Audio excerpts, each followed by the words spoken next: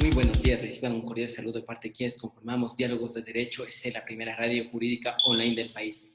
En esta oportunidad tenemos al doctor Julián Mora Iceda, quien es doctor en Ordenación de Territorio, doctor en Sociología, máster en Ingeniería del Territorio, máster en Desarrollo Regional y Local, máster en Urbanismo, catedrático de Administración y Políticas Públicas en la Universidad de Lisboa, catedrático acreditado en la Universidad de Extremadura, España, doctorado honoris causa por universidades extranjeras. Ha participado como miembro o como investigador en varios proyectos investigativos. Ha escrito artículos y también libros que nos conllevan a determinar que es un gran investigador innato y que lo presentamos esta mañana para ustedes que disfruten el tema medio ambiente y ordenación territorial. Esperamos que sea de su agrado. Nos vamos a la sección Túneles del Diálogo. Iniciamos nuestra sección El Túnel del Diálogo. Aquí, en Diálogos de Derecho EC. Somos la primera radio jurídica online del Ecuador. Qué gusto, doctor. Buenos días. Bienvenidos a Diálogos de Derecho EC. Muy buenos días, amigos. Buenos días, doctor Julián. Qué gusto tenerlo en Diálogos de Derecho EC. Como un placer también ya sabrá, parte. Un saludo a ustedes, a Fátima, a Lucho y a todos nuestros radioyentes y seguidores del programa. Por mí encantado de estar nuevamente sintiéndome casi como en Quito, pero en este caso desde la madre patria. Así que un placer y un saludo para todos y vamos a ver cómo discurre este diálogo entre nosotros. Genial. Luis, ¿tienes algunas preguntitas para iniciar, por favor? Claro, un tema bastante debatido y que le encanta al doctor. ¿Qué opina acerca del cambio climático? Bueno, pues el cambio climático, yo como saben ustedes, soy algo escéptico. ¿Por qué? Porque seguramente los que me estén viendo ahora dirán que cómo yo puedo ser escéptico si todo el mundo acepta el cambio climático. Claro que el cambio climático existe, pero no por la actividad humana, sino que el cambio climático es inherente a la propia existencia del planeta. Es decir, la escala geológica no tiene nada que ver con la escala humana. En los 4.000 millones de años casi que lleva la Tierra de existencia, ha tenido más de 6.000 cambios climáticos y nosotros acabamos de bajar del árbol, como quien dice, el día 31 de diciembre, si hubiéramos reducido toda la escala geológica a un solo año. Por lo tanto, en este tipo de cuestiones yo diría que el clima como tal no existe. Y ustedes dirán, ¿y cómo este profesor se atreve a decir que el clima no existe? Pues no existe por lo siguiente, porque nadie tiene un climómetro. Nadie puede decir cuál es el clima en estos momentos. Ustedes saben que, sin embargo, hay otros elementos que forman parte del clima y que se pueden medir, pero el clima no. Sabemos que para medir la temperatura utilizamos el termómetro. Para medir las lluvias utilizamos el pluviómetro. Para medir la velocidad y la dirección de los vientos utilizamos el anemómetro. Para medir la humedad, el higrómetro. Y para medir, por ejemplo, la presión barométrica, que es otro elemento atmosférico, utilizamos el barómetro, donde nos dicen en función de los milibares si tenemos una alta o una baja presión. Pero no tenemos un climómetro. ¿Qué significa entonces? ¿Cómo hablamos del clima? Bueno, porque el clima es una, digamos, invención, entre comillas, de los científicos para sintetizar toda esa información. El clima pertenece a los geógrafos, como así establece la UNESCO en el Código de Clasificaciones Científicas, mientras que el tiempo, y quería hacer esa pequeña diferencia y observación entre los que siguen el programa, el tiempo es la suma o las condiciones atmosféricas en un momento determinado. El tiempo que hace ahora mismo en Quito no es igual al tiempo que hace en estos mismos momentos en Guayaquil. Cambia. ¿Por qué? Porque cambia la altimetría, que tiene influencia sobre la presión barométrica, sobre las temperaturas, sobre las precipitaciones que se pueden dar en un lado u otro. Por lo tanto, cuando hablamos de tiempo, esto es un elemento muy claro que lo tenemos que tener bien conceptuado. Cuando hablamos de tiempo, nos referimos a las condiciones atmosféricas, que forman parte del estudio de la física del aire. Y el tiempo lo medimos a través de todos los elementos que he señalado y que se observan en lo que, valga la redundancia, obtenemos a través de un observatorio meteorológico. ¿Qué hacemos para definir el clima? El clima no es nada más que una tipología a lo largo de los muchos años donde todos los días vamos tomando notas. Hace unos años, ahora ya está todo automatizado, pero hasta hace muy poco tiempo, y todavía en algunos lugares se sigue haciendo, en los observatorios se hacen 3 medidas, una a las 8 de la mañana, otra a las 4 de la tarde y otra a las 12 de la noche. Y así tenemos, digamos, que hacer una media de cada día sobre la temperatura mínima, la temperatura máxima, la precipitación, cómo se ha distribuido, etcétera. Vamos haciéndolo día a día y tenemos las temperaturas y las precipitaciones medias mensuales, junto con otra serie de elementos como si ha habido nieve, si ha habido heladas, si ha habido nieblas, etcétera, y vamos así sumando todos los meses, cada 3-4 meses establecemos una estación meteorológica, o más que estación meteorológica, digamos, estación temporal, el invierno, el otoño, la primavera, el verano, etcétera. Eso a lo largo de 30 o 40 años nos permite establecer una tipología climática en función de la distribución de las precipitaciones y de las temperaturas. En el caso de Ecuador, en Guayaquil va a tener muy pocas oscilaciones. En el caso de Quito, ahí podrá tener más porque a lo largo del día, por la altitud, por el efecto Foehn, va a tener, digamos, más oscilaciones y variabilidad. Pero, por ejemplo, en el caso de España, los que vivimos en el ámbito del clima mediterráneo, sabemos que la distribución de las temperaturas es más alta en verano, mucho más bajas en invierno, con la abundancia de heladas. Las precipitaciones se distribuyen más durante el otoño y la primavera, mientras que el verano es seco. Eso hace que la sucesión de esos tiempos atmosféricos a lo largo de los años definamos una tipología. El clima mediterráneo, el clima tropical, con una estación seca y otra estación húmeda, el clima oceánico, cuando tenemos la influencia marina que hace que prácticamente en todas las zonas llueva de manera continuada y bien distribuida a lo largo del año, con temperaturas dulcificadas por la proximidad atlántica o pacífica, y podemos tener el clima polar o el clima continental, cada uno con sus características. Por lo tanto, en estos momentos lo que tenemos es un proceso de calentamiento, que no es cambio climático, calentamiento, que significa que hemos aumentado la temperatura media del planeta en 0,9 grados en los últimos 150 años. Desde 1850, que inicia la revolución industrial, hemos crecido 0,9. ¿Es mucho? ¿Es poco? Bueno, hemos tenido momentos que hemos crecido más también, más calentamiento. Recuerden ustedes, y si no pueden consultarlo en la bibliografía correspondiente, como cuando los vikingos hace 1000 años, los daneses llegan a Groenlandia, lo llaman Groenlandia, Greenland, tierra verde, se establecen como colonos, tienen cultivos, y sin embargo hoy día Groenlandia está nevada.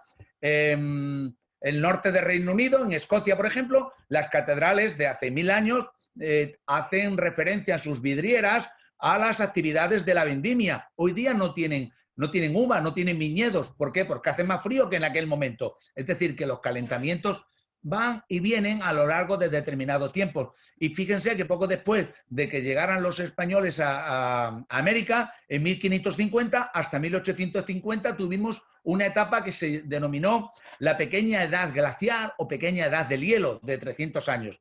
Y ahora nos volvemos a calentar, es decir, que estamos no en una línea tendencial, sino que estamos en una línea en forma de dientes de sierra, donde tenemos momentos de más temperatura, momentos de menos temperatura, aunque la tendencia sea ligeramente al alza. Claro que lo es desde hace unos 14.000 años. Por eso estamos pasamos del Paleolítico al Neolítico, nos hicimos sedentarios y ahora estamos en el denominado periodo Holoceno-Flandriense, que es de transgresión marina. El mar va subiendo poquito a poquito, pero no con las previsiones que nos dijeron los del IPCC, los del Panel Intergubernamental del Cambio Climático, que dijeron en el año 2000 que el Mediterráneo habría subido tanto que no habría playas ni en España, ni en Italia, ni en Francia, ni en Chipre. Sin embargo, las playas están en el mismo lugar, ¿me entienden? O sea, que hay que considerar que tenemos una cuestión que se llama calentamiento, pero eso no es cambio climático. Para que haya cambio climático tiene que haber cambio de especies y cambio de cultivos.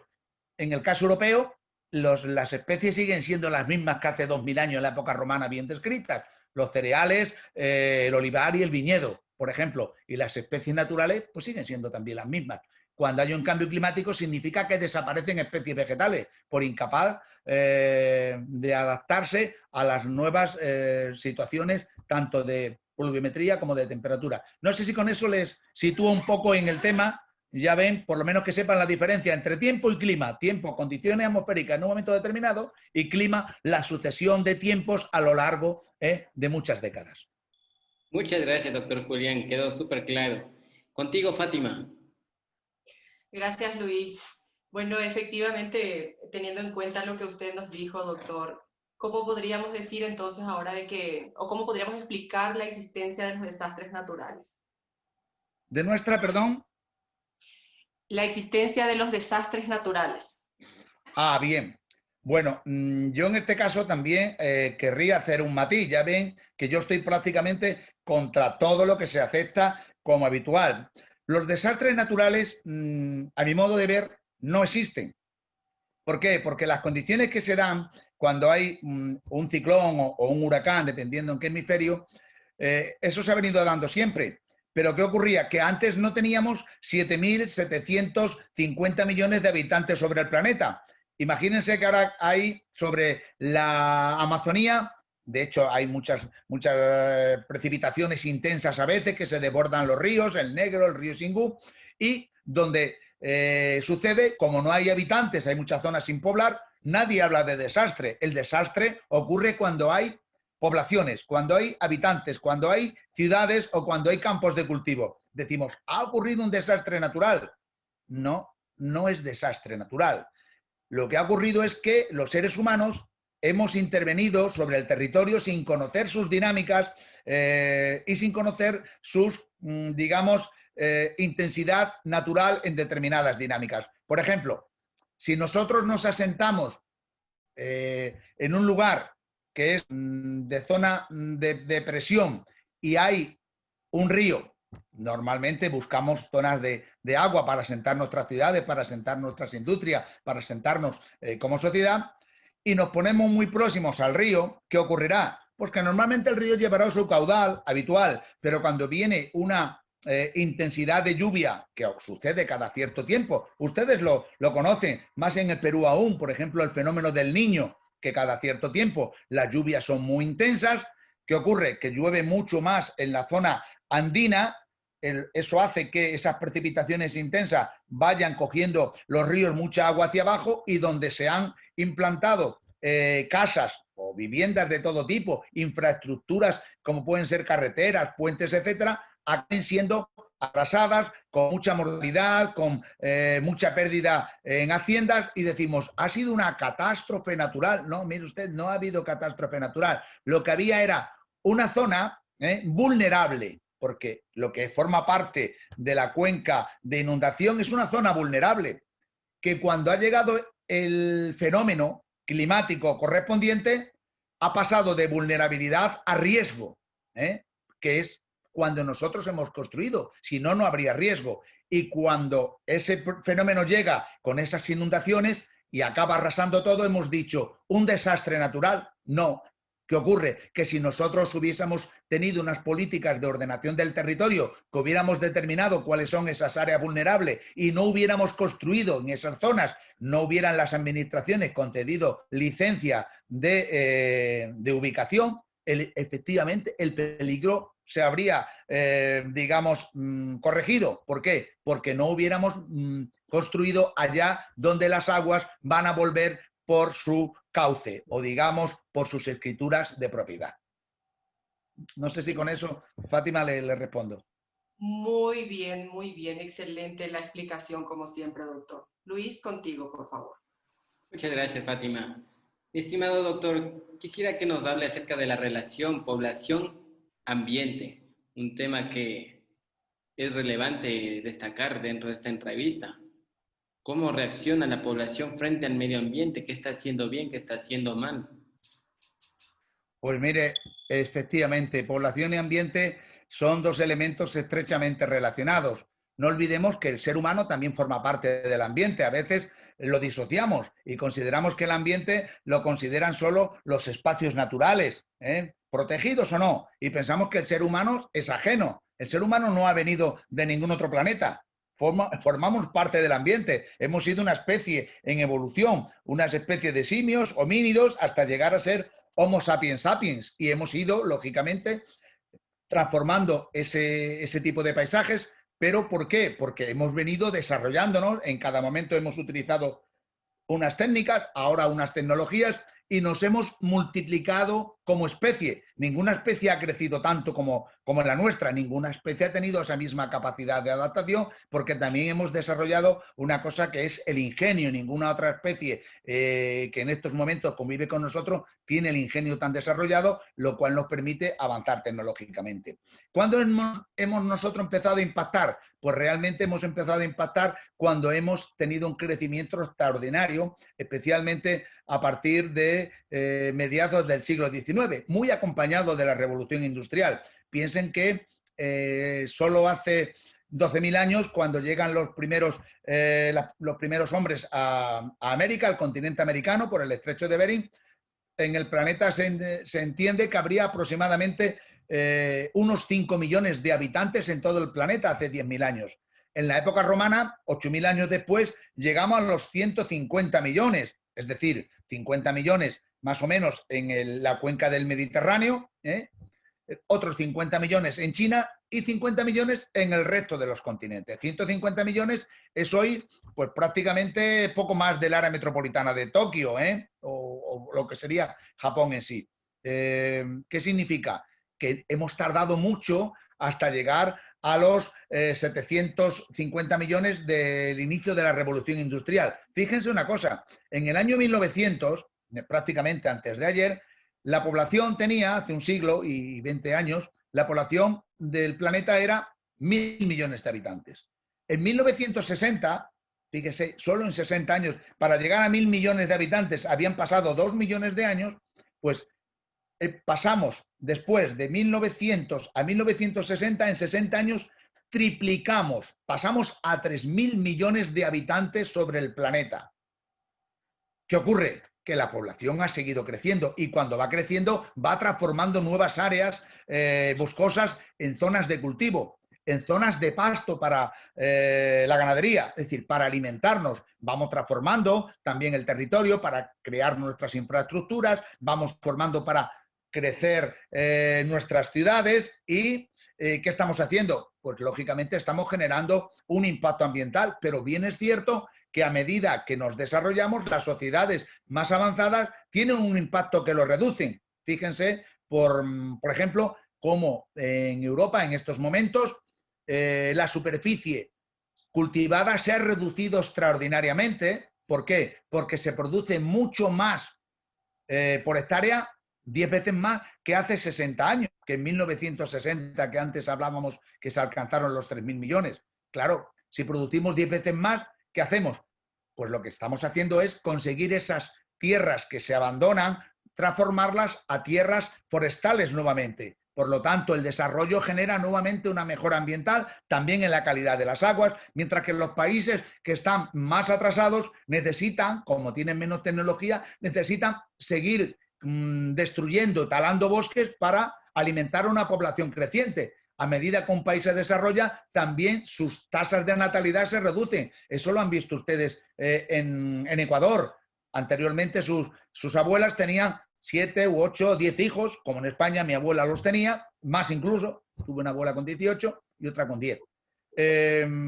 Ahora ven ustedes que sus generaciones ya se han reducido el número de hijos y las chicas de su edad no tienen ni aspiran a tener más de 2 o 3 hijos por mujer, con lo cual a medida que un país se desarrolla, disminuye la natalidad, disminuye el número de hijos por mujer y también la transformación va a ser menor porque han generado una tecnología que le va a permitir producir más con menos uso del territorio. No obstante, hay que señalar que lo mismo que hay zonas que desde el punto de vista poblacional están descendiendo, llámese Estados Unidos, que si crece es por la inmigración hispana, llámese Europa, que si crece es por o se mantiene, es por la inmigración iberoamericana y por la población africana, y también otros países muy desarrollados como Japón, tenemos problemas demográficos. Fíjense en lo que estamos. Unos países están descendiendo sus tasas de crecimiento y otros estamos ya en negativo. ¿Quién es el continente que en estos momentos aporta y va a aportar más en los próximos años? África.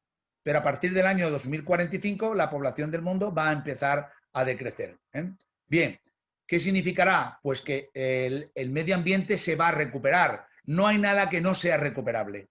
Lo mismo que ha pasado en Europa va a pasar luego en el resto del planeta y afortunadamente el planeta se va a recuperar. También es verdad que en estos momentos de pandemia y de virus hay que decir que el verdadero virus del planeta es la especie humana en sí misma. Pero bueno, ¿qué hacemos? ¿Nos suicidamos? No creo que sea el momento, ¿no? No sé si con eso le he respondido. Súper bien, doctor. Es un tema que a uno le deja impresionado y las personas deben conocer de todo esto que estamos analizando para que enmienden sus actos y traten de llevar una buena relación con la naturaleza. Hoy más que nunca, ¿no? Contigo, Fátima. Gracias, Luis. Bueno, el doctor nos comenta la relación entre población y ambiente, que efectivamente existe crecimiento urbano también. Quisiéramos traer todo su conocimiento, pero a la ciudad de Quito. Usted que conoce esta ciudad, ¿qué le parece en cuanto a crecimiento urbano? ¿Está bien planificada la ciudad? ¿Cuál sería nuestro futuro de no realizar una planificación rápida? ¿Nos podría dar su comentario acerca del crecimiento urbano y la planificación urbana de Quito, por favor, doctor? Bueno, en el caso de Quito, la planificación urbana es básica. Tenemos que entender que sin planificación todos los procesos de asentamiento se nos van a desbordar.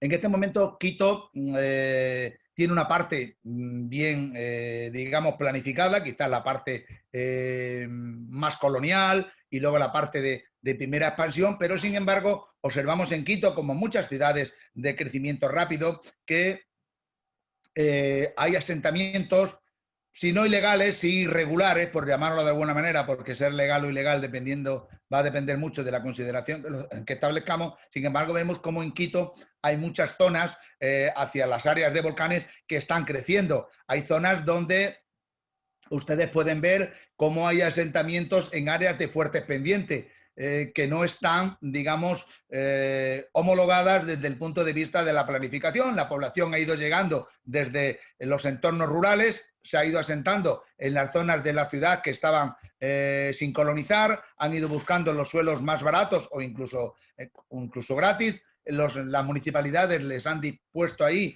de electrificación. ¿Y qué ha ocurrido? Bueno, porque están asentados en áreas muy vulnerables. El día que vengan lluvias intensas va a haber lo que ustedes llaman deslaves o deslizamientos y van a poder acabar, como ha ocurrido muchas veces con los huaicos, por ejemplo, en Perú, van a acabar llevándose a esos asentamientos que no tienen la suficiente, digamos, estabilidad porque el suelo donde se han ubicado no es el correcto. Yo creo que en ese sentido, ahora me consta que la municipalidad está llevando a cabo un proyecto de planificación urbana de Quito donde va a contemplar tanto lo que es el suelo urbano consolidado como los suelos de urbanización futura, el suelo urbanizable con las correspondientes infraestructuras, las correspondientes dotaciones también sociales para que la ciudad tenga un crecimiento mucho más ordenado y además pueda crecer en altura, que es lo que recomienda Hábitat 3, precisamente la Agenda Hábitat firmada en Quito,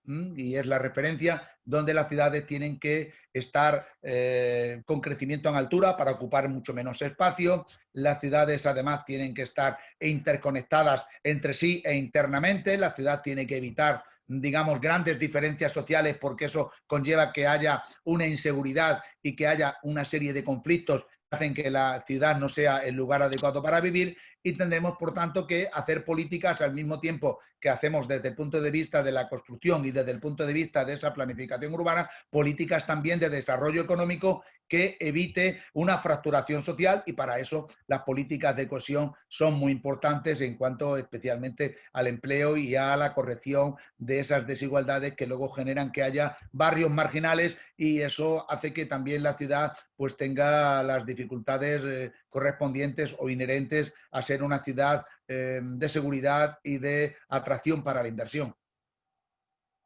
Muchas gracias, doctor Julián. Contigo, Luis. Doctor, los temas están claros.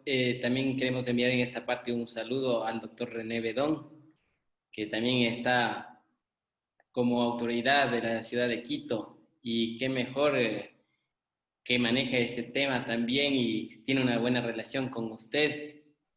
También enviar un saludo a la doctora María Amparo Albán. Y bueno, el tema de la entrevista ha sido súper interesante. Le agradecemos por este espacio y esperamos tenerle una próxima oportunidad. Le envío un fuerte saludo y un gran abrazo hasta allá, España, y esperamos tenerle muy pronto aquí. Muy bien, fenomenal. Por mi parte también les deseo lo mejor, muchos éxitos con este programa. Aprovecho también para saludar al artífice de lo que será la nueva ciudad de Quito, el concejal, el doctor René Bedón, y a ustedes y a todo su curso por seguir con estas lecciones tan importantes del derecho, por seguir profundizando en el conocimiento y distribuyéndolo y difundiéndolo a todas aquellas personas que lo sigan, porque en definitiva lo que nos hace evolucionar como sociedad es el conocimiento, que es el único recurso inagotable. Cuanto más profundizamos en el conocimiento, más vamos a encontrar, y eso es la base y la clave de cualquier desarrollo social, económico y ambiental. Muchísimas gracias, doctor, por habernos acompañado. Fue como siempre un placer compartir con usted, y ojalá que pueda acompañarnos en otros programas. Conocer un poquito de lo que usted tiene como sabiduría siempre nos va a ayudar a crecer también a nosotros como profesionales. Pues efectivamente, mandamos saludos al doctor René Bedón, un gran profesor también de Derecho Ambiental, a quien próximamente vamos a tener en el programa para que nos ayude también con sus conocimientos. Pero ahora le enviamos un saludo fuerte a usted, agradecerle infinitamente por su participación, y ojalá que pronto nos visite de nuevo en Quito. Será un placer enorme volver, así que un abrazo, Fátima, un abrazo, Luis Alejandro. Será para mí un anhelo ya ir el próximo año a Quito, si todo se calma y estamos en condiciones de viajar. Le esperamos, mi estimado doctor. Muchas gracias. Esto fue Diálogos de Derecho EC, la primera radio jurídica online del Ecuador. Hasta la próxima. Hasta la próxima, Fátima y estimado doctor Julián.